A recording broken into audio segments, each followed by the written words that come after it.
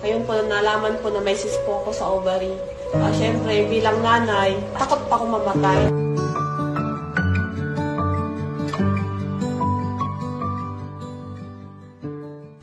Good morning sa lahat. Ako si Coach Daisy Dean, 37 years old. May asawa at isang anak, taga Camarines Sur. Nalaman ni upline Coach Marie Chris na ako ay may sakit. Chinat niya ulit ako. Hi Mang, kumusta? Pwede ba akong pumunta dyan sa bahay mo? Siyempre, ako po ay talagang negative pa din. Hindi ko expect na pupuntahan niya ako sa bahay. Dala-dala niya po yung one of the juice. Sabi ko ay inumin ko, subukan ko muna. Ngayon po, tinanay kong inumin. Ang maganda po dyan, may magandang resulta sa kalahati pa lang na ininom ko. So, sinabi ko kay upline, nag-chat po ako na ako'y pupunta sa office at bibili ng package.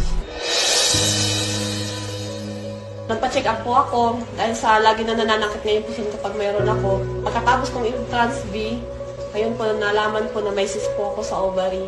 Siyempre, bilang nanay, takot pa ako mamatay. Kumbaga po ay, Diyos ko Lord, batang-bata pa po yung anak ko. Panibagong pagsubok sa buhay namin mag-asawa. So, gagawin namin ang lahat para mawala ang sakit ko.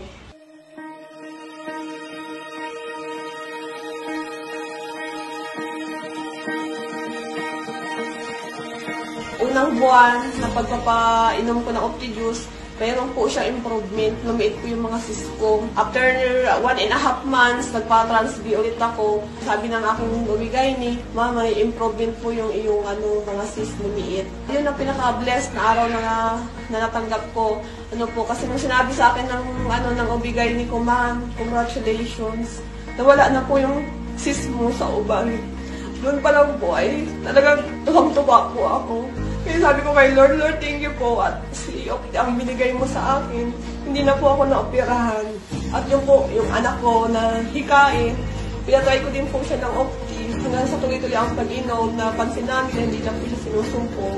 Until now, 3 years na po, halos mag-4 years kami na hindi siya nag-utilize. Wala po siyang nararamdaman yung hika. So, thankful po.